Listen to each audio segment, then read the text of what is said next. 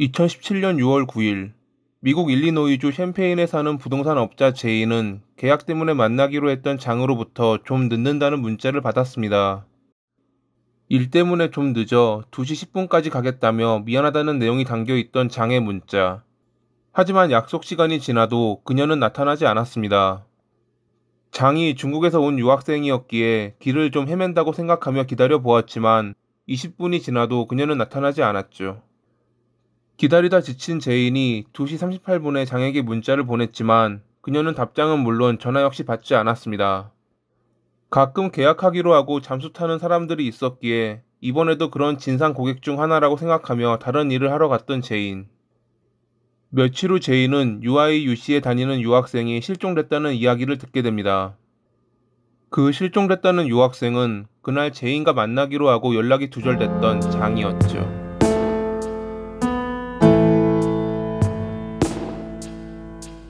아침 일과, 영어 회화 20분, 조깅 30분, 공부 40분, 새로운 논문 읽기 30분, 아침 식사 20분, 빠르게 움직이자. 평범한 삶을 살기엔 인생은 너무 짧다. 장의 마지막 일기에 적혀 있던 내용입니다. 일기에서 알 수 있듯이 그녀는 매우 성실한 학생이었습니다. 1990년 12월 21일에 중국 푸젠성의 남핑에서 태어난 장은 중국에서 교수가 되겠다는 꿈을 안고 학업에 열중했습니다. 2013년에 중산대학교를 수석으로 졸업, 2016년에 베이징 대학교를 졸업한 뒤 더 많은 공부를 위해 미국으로 건너왔던 장. 2017년부터 UIUC에서 박사 과정을 밟을 예정이었고 그해 10월에는 남자친구와 결혼까지 준비하던 그녀는 바쁜 삶을 살고 있었죠. 2017년 6월 9일, 장은 새 아파트 임대 계약을 위해 캠퍼스 밖에 있는 버스 정류장으로 이동 중이었습니다.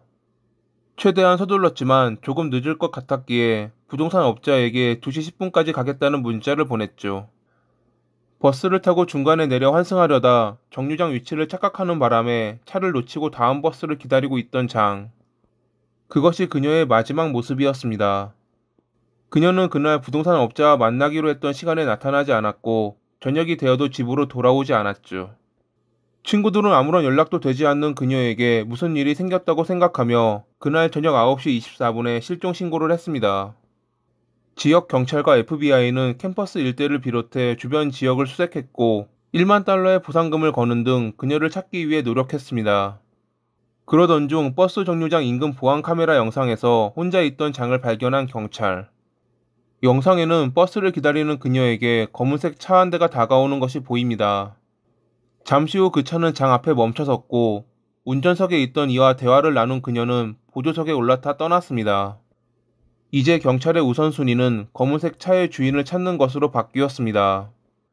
분명 장을 태워 떠난 차의 소유주가 범인이거나 혹은 범인과 연관이 있는 이가 분명하다고 경찰은 판단했던 것이죠. 화질이 좋지 않아 차의 번호는 알 수 없었지만 차종을 확인할 수 있었기에 지역에 등록된 동일 종류의 차 소유자들을 조사했던 경찰과 FBI. 그 중에는 UIUC에서 석사학위를 취득하고 박사 과정을 중간에 그만둔 브렌트라는 남성도 포함돼 있었죠. 6월 12일에 브렌트를 신문한 조사관은 그가 수상하다고 느껴졌습니다. 장이 실종된 시기에 무엇을 했냐는 질문에 그는 잘 기억이 나지 않는다고 답했던 것입니다. 겨우 5일밖에 지나지 않았는데 기억이 나지 않는다는 그의 답변에 조사관이 이상하다는 표정을 짓자 브렌트는 아차 싶었는지 바로 말을 바꿔 집에서 자거나 게임을 했다고 답했습니다. 조사관은 알겠다며 일단 브렌트를 돌려보냈지만 그를 집중적으로 조사했고 그가 소유한 차가 장을 태웠던 차와 동일하다는 것을 알아냈습니다.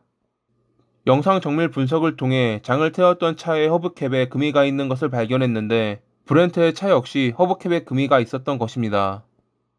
영장을 통해 브렌트의 차를 조사한 담당관은 보조석 문만 최근 청소한 느낌을 받았다고 합니다. 마치 무언가를 숨기려는 것처럼 말이죠. 차에 관한 조사가 이루어지는 가운데 이제는 유력 용의자로 신문받게 된 브렌트는 그날 자신이 동양 여성을 태워주긴 했지만 몇 블록 후에 내려줬다고 주장했습니다. 집에서 자고 있거나 게임을 했다는 그의 첫 신문 당시 주장과는 완전히 다른 주장이었죠. 하지만 차가 비슷하다, 신문 당시 거짓말을 했다는 것으로는 체포할 수 없었기에 FBI는 그의 여자친구에게 접근했습니다. 만약 그의 결백이 밝혀진다면 용의 선상에서 벗어날 수 있을 거라 생각하며 FBI의 도청기 착용 요청을 수락했던 그의 여자친구. 브렌트는 개방 결혼을 한 상태였고 아내는 당시 다른 곳에 있었기에 FBI는 그의 여자친구에게 이런 부탁을 했던 것이었죠. 여자친구는 브렌트를 믿었지만 그런 그녀의 믿음을 저버리듯 단둘이 있을 때 그는 자신이 장을 아파트로 데려와 살해했다고 말했습니다. 게다가 본인이 여러 명을 살해했고 장이 13번째 피해자라고 말했던 브렌트. 도청기를 통해 이 내용을 들은 FBI는 6월 30일에 그를 체포했습니다. 농담을 한 것이라는 브렌트의 주장과 장의 시체가 발견되지 않은 점 때문에 그의 변호사는 불합리한 체포라며 보석을 요청했지만 기각됐습니다. 그렇게 수감된 브렌트는 처음에는 무죄를 주장했지만 2019년 6월에 변호사를 통해 자신의 범행을 자백했습니다. 범행 당일 혼자 버스 정류장에 있는 장을 발견한 브렌트는 위조된 경찰 배지를 보여주며 자신을 위장 경찰이라고 소개했습니다. 몇 가지 질문을 한다며 그녀를 차에 태운 뒤 자기 아파트로 데려가 성폭행하고 살해했다는 브렌트. 유해를 나눠 아파트 밖에 있는 여러 쓰레기통에 버렸다는 브렌트의 말에 장의 유가족들은 오열했습니다. 지역 쓰레기가 모이는 매립지가 너무 넓고 시간이 오래 지났기에 경찰은 수색할 엄두도 내지 못했죠. 2019년 6월 24일 2시간이 채 안 된 심의 끝에 배심원단은 유죄를 판결. 그해 7월 18일에 재판부는 브렌트에게 가석방 가능성 없는 종신형을 선고했습니다. 브렌트가 말했던 13명의 피해자에 대해선 밝혀진 것이 없었기에 그는 장의 살인에 대해서만 재판받았다고 합니다. 사실 이 사건은 미연에 충분히 방지할 수 있었습니다. 장이 브렌트를 만나기 4시간 전, 그 버스 정류장에서 그녀보다 그를 먼저 만났던 여성이 있었습니다. 당시 에밀리라는 여성은 자신을 경찰이라고 밝힌 브렌트를 만났고 그는 질문할 것이 있다며 자기 차에 타라고 했지만 그녀는 무언가 이상함을 느끼며 자리를 피했죠. 에밀리는 즉시 수상한 남자가 있다고 경찰에 신고했고 자신의 SNS에 지역 태그를 달며 이 사실을 알렸습니다. 만약 이때 경찰이 주변을 경계하고 순찰을 강화했다면 장이 브렌트와 만나는 일은 생기지 않았을지도 모릅니다. 이 사실이 알려지자 경찰은 많은 비난을 받기도 했죠. 2018년 10월 장을 기리는 정원이 만들어졌고 그녀의 부모님은 위기에 처한 유학생들과 그들의 가족들을 지원하는 펀드를 설립했습니다.